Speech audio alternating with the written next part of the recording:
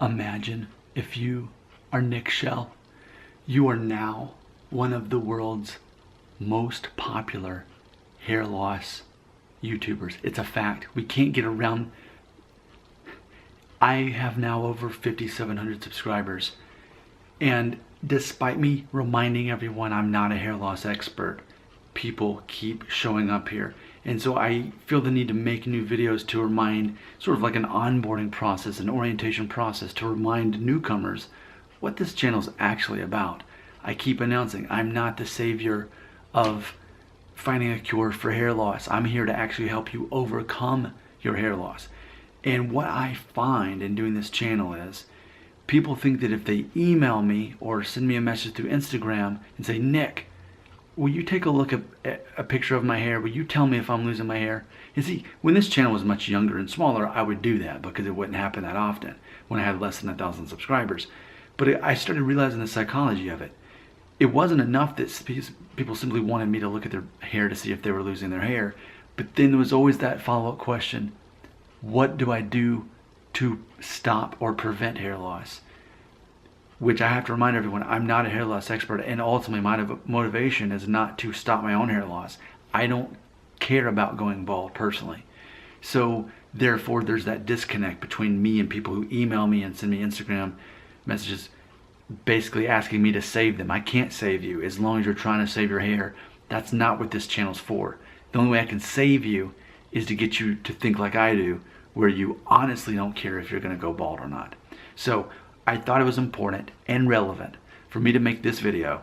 Five ways I can actually help you as you're watching my videos to overcome your hair loss, dealing with your hair loss. Here's 5 ways. Number 1, the first piece of advice I have for you is, instead of asking me about your hairline, the next time you get a haircut, ask your barber or whoever is at Supercuts or whoever cuts your hair, ask them. They're going to know. This is what they do for a living. They cut men's hair. They, by default, can look at your hair and see signs of balding better than I could in a picture anyway. They're going to be right there in person.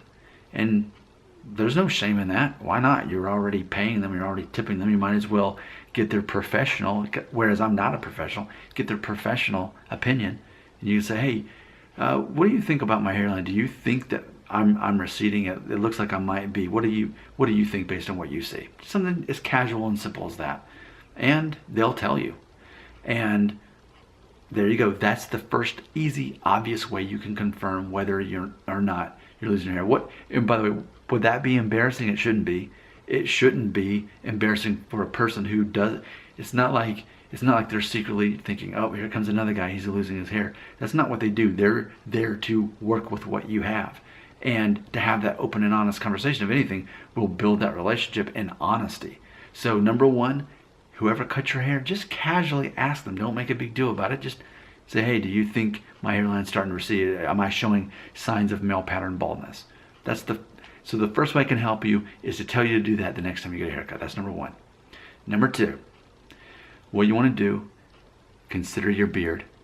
My beard has been connected and basically this thick for over 20 years now. Since I was 16, I had this full connected beard.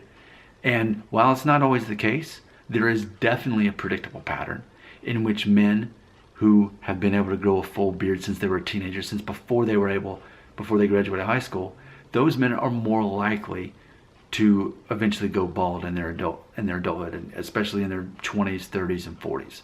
Those men, like myself, are more likely to lose our hair throughout our lifetime. Even if it doesn't happen by age 25, it's more likely to happen to me than it would be a guy who couldn't grow a full beard at 16 and even at age 22 is struggling to even have it connect. That guy probably is going to be safe till at least the time he's 55, if not beyond that. There's definitely absolutely a connection between how soon you can grow a full beard and body hair in general. I've always been a hairy guy. Now, that's not to say that the hairier a guy you are, the balder you're going to be, because I'm a pretty hairy guy. If we were basing it on that, then I wouldn't even have any hair now. I would have been bald by the time I was 21, because I'm that hairy of a guy. I was the hairiest teenager in any given room compared to all the other guys. That was the case. But I still have this much hair. But even so, We're looking for patterns here, so we're not here to leave a comment. Well, Nick, I know this one guy and he doesn't have anybody hair, but he's already bald. Or, well, Nick, I know this one guy and he's the hairiest guy and he still has a full head of hair and he's 50. I don't need to hear about exceptions to the rule.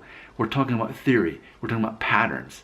So in general, if you could grow a full beard by the time you were 16, 17 years old, chances are you will be like me. Even if you can hold on to this much hair, you're eventually going to go bald, and it's a matter of go ahead and acknowledging that sooner than later. But if you're struggling, if one of the things you think about is, man, I wish I had a beard that could grow in as thick as Nick's after just 10 days.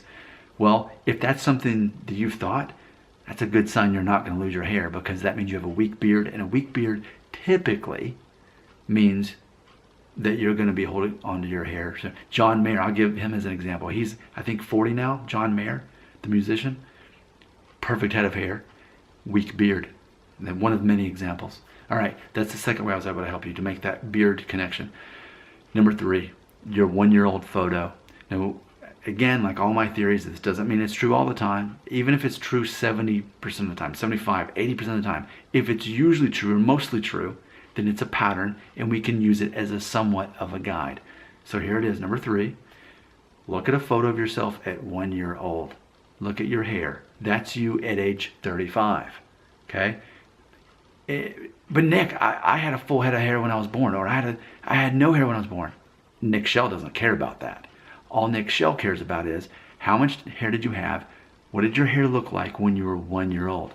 1 year old is a projection of you at age 35 when it comes to hair. In the same way, a 2-year-old child, if you double their height, that's their full-grown adult height. It worked for me. I was destined to be 5'9". My sister was destined to be, 5'2". My son is destined to be 5'8". It all matches up, and there's a certain mathematical equation that associated that. Same thing with hair. In general, whatever your hair looked like, as far as your hairline and to some degree your density, at age 1, not 2, not 6 months, at age 1, that's you at age 35. And the reason that's important is because age 35 is that determining age. If you are already showing signs of hair loss by the time you're 35, which I was, I already had the Norwood 2.5 and the diffuse thinning on top, to where now I have to have it a certain length to where it's not obvious anymore.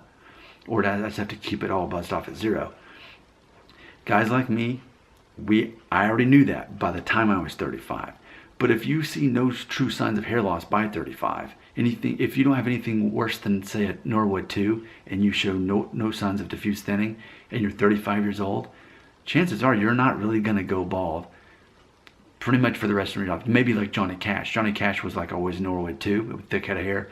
But by the time he was in his 70s, he went completely bald. That's normal. And some of my viewers hate the thought of even being dead in a casket, losing their hair. But at some point in reality, we have to realize at some age, you have to be okay with going bald. But this will at least help give you a preview of what your hair is going to look like at age 35. And I alone discovered this. No one else on the internet was ever talking about this. I was the first one who invented this and saw this theory. So that's the third way. Number 4. The number 4 way I can help you is to ultimately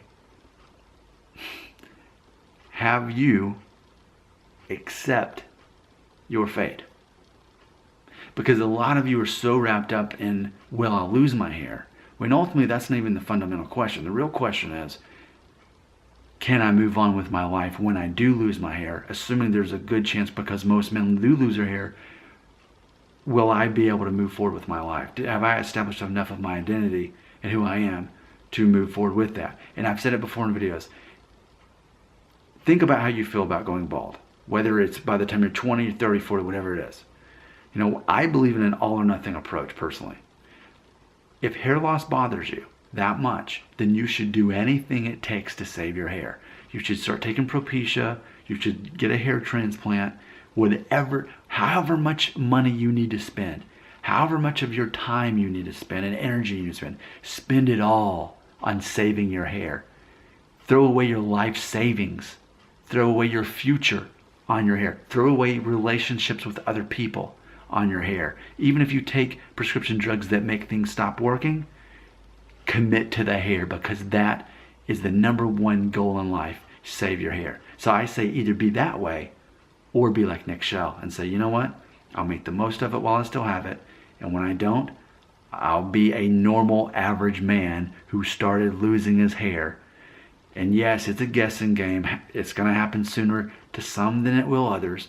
But ultimately, we could even think positively and think, but it's still sort of an advantage. If you have to deal with it sooner than later, you learn to build your identity on that sooner than other guys that are still worrying at age 28. Oh no, am I going to go bald? Am I going to go bald? And there you are at 23 saying, well, I pretty much already did, so I don't have to worry about that anymore. And they get to move on with their life. Instead of fearing, well, I'll lose my hair. I already lost my hair, so I don't have that to lose anymore. I can move on with my life. So it's a matter of which way do you want to go, all or nothing? Do you want to spend your whole life trying to save your hair and go all in? Or do you want to be like Nick Shell and say, okay, I'm moving on with my life because hair does not define me. Number 5, the 5th way, the final way I can help you in this video. And some of you are going to think, well, I'm cynical. I don't like what he just said. Well, here it is. The 5th way to help you is to tell you to keep watching my videos. And the reason I'm saying that is because ultimately, while there are other hair loss YouTubers, no one's going to help you the way I can help you. They're all trying. They've all got a specific agenda. They're trying to sell you a product. Now, granted, I will feature products on my site here because certain people like to watch those videos anyway. I don't mind talking about a product, even if I'm not getting paid with it, for which pretty much I'm not. The way I create revenue is by people watching the video, and I get money from the ads of a popular video, not from the brand featuring. But ultimately, the other hair loss channels, that's pretty much what they're about. They're about one specific thing. My specific thing is to help you overcome it psychologically. Is there another YouTuber that exists that is as popular as I am, that makes as many videos as I do, that does what I do? The answer is no, and there never will be. Because with them having an agenda to sell you something, that's how they're getting their money. But for me, I'd rather get my money by making lots of videos so that I draw a bigger crowd. And I already know for a fact I'm making more money from my ads than people who are twice the size of me, simply because I make more videos than they do. There you go. 5 ways I can actually help you with your hair loss. Don't email me. Don't say, Nick, I love your videos. Take a look at me. Tell me if I'm balding. I will not respond to it. Don't Instagram me. I will not respond to it. Do the 5 things I told you in the video. It's the same concept as I could either give you a fish for dinner or I could teach you to fish. Nick Shell believes in teaching you to fish. Comments belong right here.